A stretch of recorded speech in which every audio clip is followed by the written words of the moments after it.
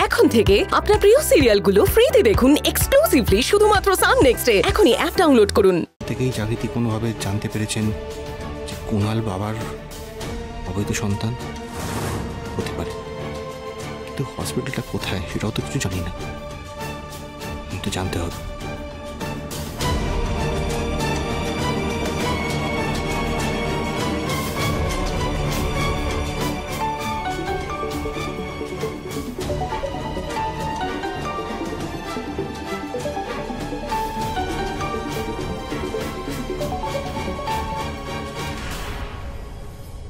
হ্যাঁ অনিরুদ্ধদা বলুন, ভালো আছেন?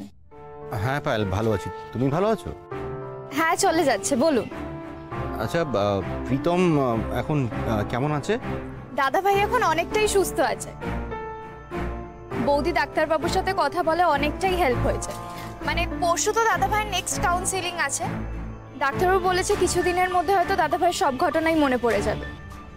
আচ্ছা, সে তো খুব ভালো কথা। পরশু কাউন্সেলিং। আচ্ছা পায়েল, আমাকে একটা কথা বলো তো, প্রীতম কোন হসপিটালে দেখাচ্ছে? এই যে আমাদের এখানে গোড়া বাজারে সিগন্যালটা পেরিয়ে যে মেন্টাল হসপিটালটা আছে না, ওখানেই দাদা ভাইকে দেখাচ্ছে। আচ্ছা ঠিক আছে। আচ্ছা, কাউন্সেলিংটা হয়ে গেলে আমাকে জানিও, আমি পরশু আর ফোন করবো। হ্যাঁ হ্যাঁ নিশ্চয়ই জানাবো। হ্যাঁ, ছাড়লাম।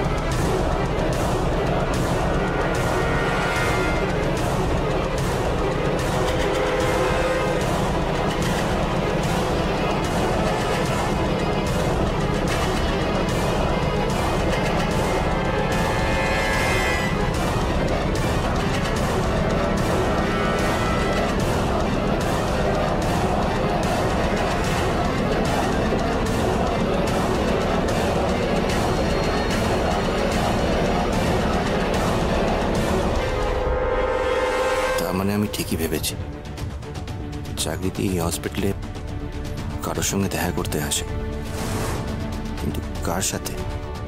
প্রীতম তো আজ